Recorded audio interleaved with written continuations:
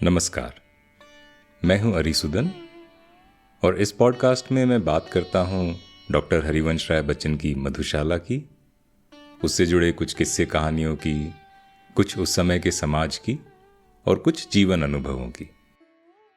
इन दिनों हम बात कर रहे हैं बच्चन बाबू के जीवन में आने वाली स्त्रियों की, और इसी सिलसिले में हमने बात की थी बच्चन बाबू के मित्र करकल की पत्नी चंपा की, कविराज की पहली पत्नी श्यामा की, जो उनके जीवन में एक जॉय की तरह आई और एक बहुत छोटा किंतु बड़ा ही प्रभावशाली जीवन जिया। उसके बाद बात की थी आयरिस की, जो एक मृग तृष्णा के रूप में आई और कवि के लिए हमेशा एक मृग तृष्णा ही बनी रही। आज हम बात करेंगे एक ऐसे अध्याय की कवि के जीवन में जिन्होंने उनको, उनके कवि को, उनकी कविता को अंदर तक प्रभावित किया। एक तरह का सदमा, और जैसे बहते पानी की धार बदल जाती है, उसका प्रवाह बदल जाता है, कुछ उस तरह का प्रभाव हुआ। और ये बताना इसलिए भी आवश्यक है क्योंकि ये घटना बरेली शहर की है, और यही बरेली शहर बाद में उनके जीवन में एक और सुनहरा मोड़ लेकर आता है। तो ये वो दिन थे जब चंपा और उसके बाद श्यामा की मृत्यु और एक के बाद एक दुखद घटनाओं से कवि इतना क्षत विक्षत हो चुके थे कि वो स्वयं को एक भग्न हो चुका खंडर कहने लगे थे। अपनी कविता में कहते हैं, जीवन में शेष विषाद रहा, जीवन में शेष विषाद रहा, कुछ टूटे सपनों की बस्ती, मिटने वाली यह भी हस्ती, अवसाद बसा जिस खंडहर में, क्या उसमें ही उन्माद रहा। जीवन में शेष विषाद रहा, अवसाद बसा जिस खंडहर में, क्या उसमें ही उन्माद रहा, जीवन में शेष विषाद रहा। यह खंडहर ही था रंग महल, जिसमें थी मादक चहल पहल, लगता है यह खंडहर जैसे पहले न कभी आबाद रहा, जीवन में शेष विषाद रहा। यह खंडहर ही था रंग महल, जिसमें थी मादक चहल पहल, लगता है यह खंडहर जैसे पहले न कभी आबाद रहा, जीवन में शेष विषाद रहा। जीवन में थे सुख के दिन भी, जीवन में थे दुख के दिन भी, पर हाय हुआ ऐसा कैसे, सुख भूल गया दुख याद रहा, जीवन में शेष विषाद रहा। जीवन में थे सुख के दिन भी, जीवन में थे दुख के दिन भी, पर हाय हुआ ऐसा कैसे, सुख भूल गया दुख याद रहा, जीवन में शेष विषाद रहा। तो ये जो अवसाद था, जो ये निराशा के दिन थे, इनके चलते कविराज को उन दिनों कविताओं से, कवि सम्मेलनों से जैसे विरक्ति सी हो गई थी। जाते थे तो केवल मन को राहत देने के लिए। जैसे तुलसी कहते हैं, स्वांतः सुखाय तुलसी रघुनाथ गाथा। तो इन्हीं दिनों की बात है, बरेली से एक कवि गोष्ठी का न्योता आया। मन तो नहीं था, किंतु परिचितों के काफी कहने पर, मनाने पर बच्चन जी कवि सम्मेलन के लिए तैयार हो गए। मन तो था नहीं, किंतु फिर भी ट्रेन पकड़कर चल पड़े बरेली की ओर। उन दिनों इलाहाबाद से प्रतापगढ़ और वहां से एक पंजाब मेल सुबह 10 बजे चल के शाम तक बरेली पहुंचा देती थी, मगर उस दिन ट्रेन काफी विलंब से पहुंची, रात होने लगी। वहां उन्हें लेने जो विद्यार्थी आए थे, उनमें एक नवयुवक था, लंबा, दुबला, गोरा, बड़ा उतावला सा, एक ऐसा व्यक्ति जिसे आप इग्नोर नहीं कर सकते। तो ये नवयुवक बच्चन जी के पास आता है, दोनों हाथों से उनका हाथ पकड़ लेता है और बड़े आदर सम्मान के साथ एक तरह से जिद सी करता हुआ उन्हें तांगे तक ले जाता है। और तांगे में जब उनके साथ बैठता है, सारे रास्ते बराबर हाथ पकड़े रहता है। और ये नवयुवक कहे जा रहा था, बच्चन जी आप नहीं जानते, आपने यहां आकर मेरे जीवन की कितनी बड़ी ख्वाहिश पूरी की है। आज तो मैं आपके मुंह से आपकी कविता सुनना ही चाहता था। आज अगर आप ना आते तो मैं जिंदगी को कभी माफ नहीं करता। इस युवक को बच्चन जी की करीब सारी कविताएं याद थी। कई सारी कविताएं उसने रास्ते में सुना भी डाली और फरमाइश की कि बच्चन बाबू कवि सम्मेलन में उसकी पसंद की कविताएं अवश्य सुनाएं। और जब उसी रात को यह कवि सम्मेलन हुआ तो यह युवक श्रोताओं में सबसे आगे बैठा था और बड़ी तल्लीनता से सारी कविताएं सुनता रहा। बच्चन जी बताते हैं कि उन्हें ऐसा लगा जैसे केवल उसे ही अपनी कविताएं सुना रहे हैं और केवल वही है जो उनके शब्द शब्द को आत्मसात कर रहा है। जैसे रूमी भी कहीं अपनी कविता में कहते हैं कि रूमी कविताएं तो बहुत लोगों को सुनाते हैं, उपदेश तो बहुत लोगों को सुनाते हैं, किंतु सुनने वालों में कभी कभार ही कोई ऐसा होता है जो उनके संदेश को सारा ग्रहण कर रहा हो और उस समय लगता है कि रूमी केवल उसे ही बातें बता रहे हैं। तो कवि के साथ भी कुछ ऐसा ही होता है। इस कवि सम्मेलन में बच्चन जी ने जो आखिरी कविता सुनाई थी वह थी 5 पुकार और उसका अंतिम पद कुछ इस तरह से था। 2 दौर न चलने पाए थे इस तृष्णा के आंगन में, डूबा मदिरालय सारा मतवालों के क्रंदन में। यमदूत द्वार पर तब आया ले चलने का परवाना, गिर गिर टूटे घट प्याले बुझ दीप गए सब एक क्षण में। सब चले किए सिर नीचे ले अरमानों की झोली, गूंजी मदिरालय भर में लो चलो चलो की बोली। तो कविता कहती है कि ये जो तृष्णा का आंगन है, जो मदिरालय है, जो मधुशाला है, इसमें 2 दौर भी ठीक से नहीं चले थे पीने पिलाने के। और इतने में ही यमदूत द्वार पर आ जाता है परवाना लिए हुए कि सबको साथ में ले जाना है। और ऐसे समय में क्या हो जब यमदूत आ जाए, सारे जितने भी पीने वाले हैं चुपचाप सिर झुकाए, जितने भी उनके मन के सपने अरमान थे सबको एक झोली में भर के बस निकल पड़ते हैं। 2 दौर न चलने पाए थे इस तृष्णा के आंगन में, डूबा मदिरालय सारा मतवालों के क्रंदन में। यमदूत द्वार पर तब आया ले चलने का परवाना, गिर गिर टूटे घट प्याले बुझ दीप गए सब क्षण में। सब चले किए सिर नीचे ले अरमानों की झोली, गूंजी मदिरालय भर में लो चलो चलो की बोली। तो सम्मेलन के बाद जब बच्चन साहब वापसी वाली ट्रेन में बैठे तो यह युवक भी उसी गाड़ी में बैठ गया और कहा कि उसे भी किसी जगह जाना है। उसने बताया नहीं कि उसे कहां जाना है। और सुबह करीब 4 बजे जब साथ के यात्रियों के शोर से नींद खुली तो देखा कि ट्रेन कहीं रुकी हुई थी और हर ओर से यही आवाजें थी कि कोई ट्रेन के नीचे आकर मर गया।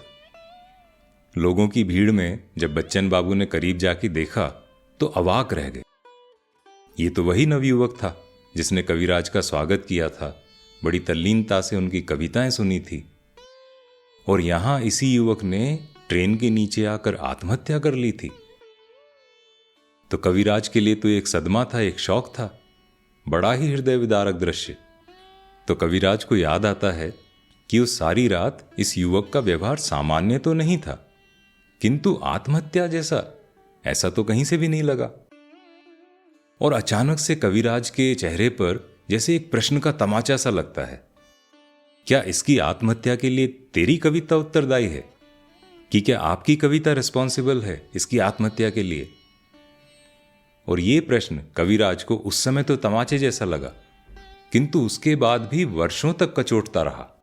यहां तक कि कई दशक बाद जब वो अपनी आत्मकथा लिख रहे थे और जैसे ही इस प्रसंग तक पहुंचे, अचानक से बंगले की बिजली चली गई और अंधेरे में कवि को लगा जैसे इस युवक का चेहरा सामने आ गया है। इस तरह की घटनाएं होती हैं हमारे साथ कभी ना कभी। कई बार हम उसे डेजावू कह देते हैं, कई बार मन का भ्रम, किंतु है क्या? कर्म का चक्र, मनुज की मृत्यु, रही अनबूझ पहेली एक।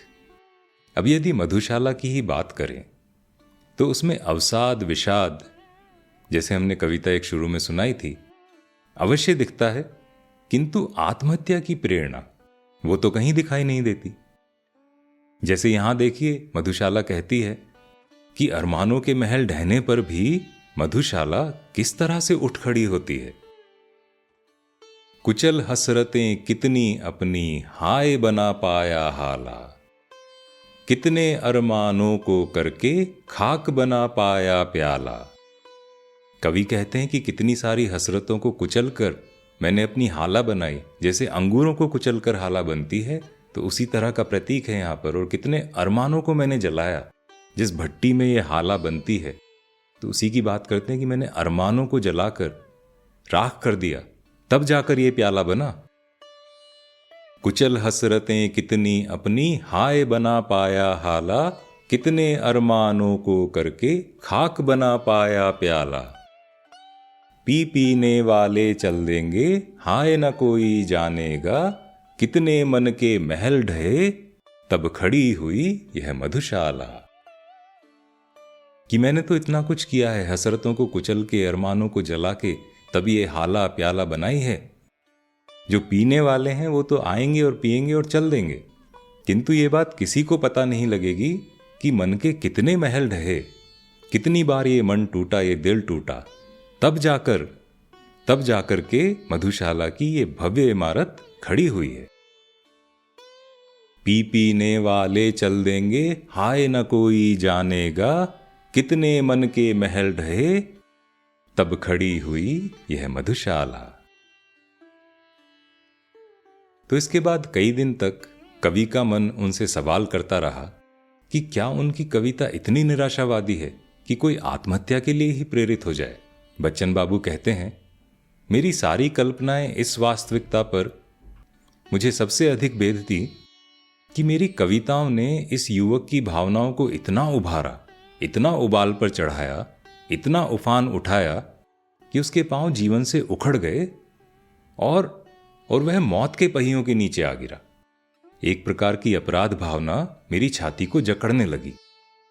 क्या इस आत्महत्या के लिए मेरी कविता उत्तरदायी थी? क्या मेरी कविता का प्रभाव यह होता है कि वह लोगों को जीवन से निराश कर देती है?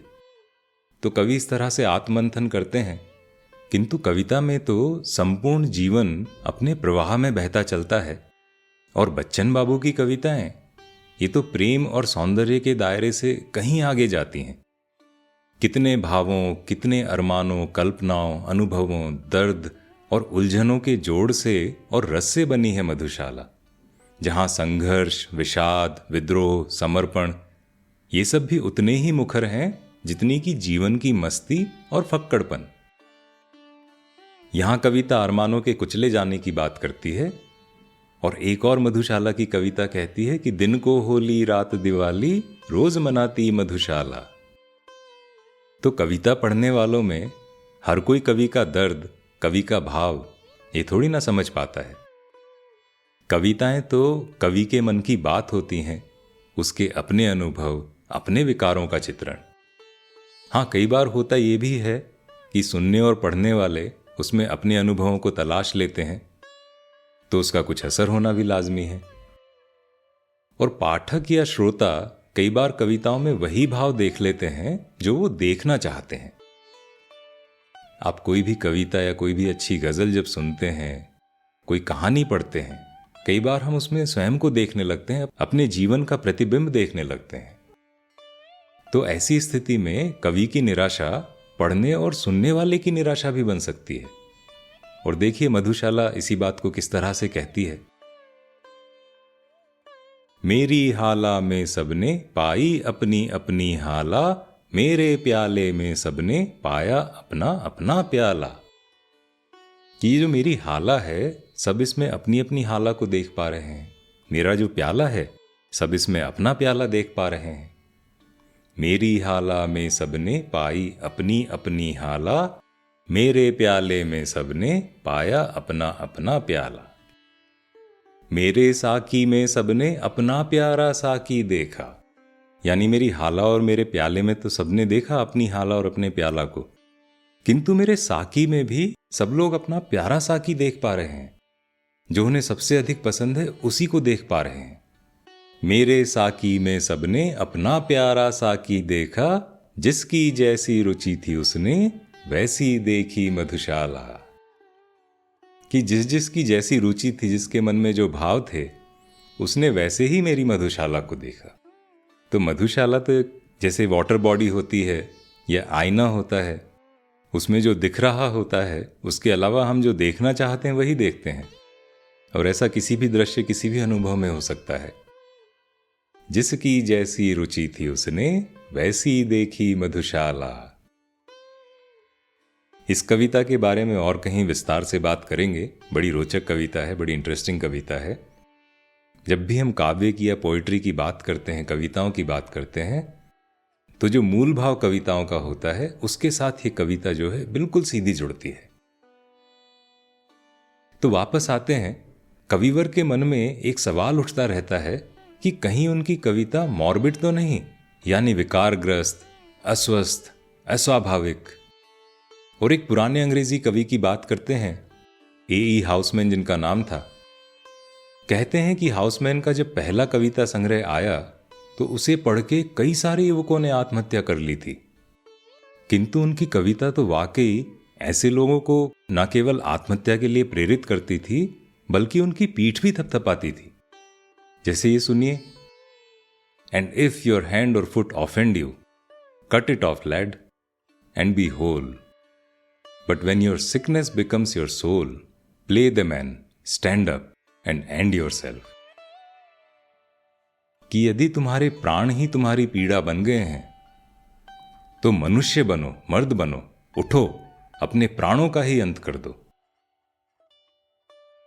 तो ये सुन के कई युवक आत्महत्या के लिए प्रेरित होते थे।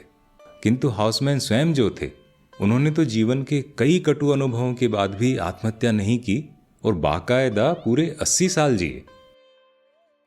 तो क्या वाकई कविताओं में एक पाठक के स्वयं को देखने का ऐसा असर हो सकता है? अमीर मीनाई अपने एक शेर में कहते हैं, मुश्किल बहुत पड़ेगी बराबर की चोट है, आई ना देखिएगा जरा देखभाल के। मुश्किल बहुत पड़ेगी बराबर की चोट है, आई ना देखिएगा जरा देखभाल के। तो बच्चन बाबू की कविताओं की आलोचना तो खूब होती थी, जैसा हमने शुरू के अंकों में बताया था। किंतु किसी ने कभी उन्हें मॉर्बिड कहने का दुस्साहस नहीं किया था। ये वो समय था जब बच्चन बाबू अपनी पत्नी श्यामा के शोक में डूबे थे और करीब 1 साल तक कोई कविता ही नहीं लिखी थी। तिस पर यह घटना, और बच्चन बाबू ने कहीं ना कहीं इसका दायित्व अपनी कविता में महसूस किया और एक दिन अचानक निश्चय कर लिया कि मैं अब ऐसी कविता नहीं लिखूंगा, निराशा और विषाद की बात नहीं करूंगा। मैं अपनी मॉर्बिडिटी से अपना उद्धार करूंगा, मैं अपना पुनर्निर्माण करूंगा। और यहां से एक तरह से उनकी कविताओं ने एक अलग सी दिशा पकड़ ली। जैसे कवि अपनी कविताओं के बहाव का रुख खुद चट्टान की तरह से खड़ा होके मोड़ रहा हो। धार को भी अति प्रबल विपरीत उसके मोड़ देता, मैं स्वयं करता रहा हूं जिस तरह प्रतिरोध अपना, मानवों में कौन मेरा उस तरह से कर सकेगा। धार को भी अति प्रबल विपरीत उसके मोड़ देता, मैं स्वयं करता रहा हूं जिस तरह प्रतिरोध अपना, मानवों में कौन मेरा उस तरह से कर सकेगा। और जब अंधेरा छा रहा हो तो दीपक जलाना कब मना है? कवि अपनी कविताओं में गहन अंधकार देख सकता है तो सुबह की उजली लालिमा भी तो दिखा सकता है। वह पट ले आई बोली देखो एक तरफ, जीवन ऊषा की लाल किरण बहता पानी, उगता तरुवर खर चोंच दबा उड़ता पंछी, छूता अंबर को धरती का अंचल पानी। वह पटले आई बोली देखो एक तरफ, जीवन ऊषा की लाल किरण बहता पानी, उगता तरुवर खर चोंच दबा उड़ता पंछी, छूता अंबर को धरती का अंचल पानी, छूता अंबर को धरती का अंचल पानी। दूसरी तरफ है मृत्यु मरुस्थल की संध्या, दूसरी तरफ है मृत्यु मरुस्थल की संध्या में राख धुएं में धंसा हुआ कंकाल पड़ा। दूसरी तरफ है मृत्यु मरुस्थल की संध्या में राख धुएं में धंसा हुआ कंकाल पड़ा। किंतु मैंने जीवन देखा, जीवन का गान किया, मैंने जीवन देखा, जीवन का गान किया। तो आखिर वह हाला भी उनकी अपनी मधुशाला में ही मिली जिसने कविराज के अंतर की ज्वाला को शांत करने में मदद की, मृत्यु की निराशा से निकालकर उल्लास, यौवन और मस्ती की बात की। और कविताएं तो भविष्य पहले ही देख लेती हैं। देखिए कैसे मधुशाला ने अपने कवि को ये बात याद दिलाई। वह हाला कर शांत सके जो मेरे अंतर की ज्वाला। यानी हाला हो तो वो हो जो मेरे अंतर की ज्वाला को, मेरे हृदय की आग को शांत कर सके। प्याला ऐसा हो जिसमें मैं स्वयं को देख सकूं, अपने जीवन को देख सकूं। वह हाला कर शांत सके जो मेरे अंतर की ज्वाला, जिसमें मैं बिंबित प्रतिबिंबित, प्रतिपल वह मेरा प्याला। जिसमें मैं बिंबित प्रतिबिंबित, प्रतिपल वह मेरा प्याला। मधुशाला वह नहीं जहां पर मदिरा बेची जाती है। मधुशाला वह नहीं जहां पर मदिरा बेची जाती है। भेंट जहां मस्ती की मिलती, मेरी तो वह मधुशाला। कि मेरी मधुशाला, मेरा मदिरालय केवल वो स्थान नहीं है जहां मदिरा बेची जाती है। मेरी मधुशाला तो वो है जहां उल्लास हो, आशा हो, यौवन हो, मस्ती हो। वह है मेरी मधुशाला। भेंट जहां मस्ती की मिलती, मेरी तो वह मधुशाला। तो निराशा से आशा की इसी बात पर आज विराम लेते हैं। और आज बात की है बरेली की, तो बताते चलें कि बरेली में अपने इस कवि सम्मेलन के समय बच्चन बाबू ने कभी नहीं सोचा था कि कुछ वर्ष बाद इसी शहर में जीवन की यात्रा का एक बड़ा ही आकर्षक सा मोड़ आने वाला है। क्या था बरेली में ऐसा? नियति ने अपने मोहरे बिठाना शुरू कर दिया था। अब बस समय का पासा पड़ना बाकी था। तो अगले अंक में बताते हैं नियति की इस बिसात के बारे में। एक यात्रा करेंगे हम अमृतसर और लाहौर की, और उसके बाद लौट कर आएंगे बरेली। आप इस पॉडकास्ट को रिव्यू कर सकते हैं स्पॉटिफाई, आईट्यून्स पर, यूट्यूब पर अपने कमेंट्स छोड़ सकते हैं और मुझसे जुड़ सकते हैं लिंक्डइन, इंस्टाग्राम पर। लिंक सब शो नोट्स में दिए हुए हैं। तो बताइएगा ये अंक आपको कैसा लगा। और अगले अंक तक आप अपने जीवन की मधुशाला को उल्लासित रखें, स्वस्थ प्रसन्न रहें और चाय कॉफी पीते रहें।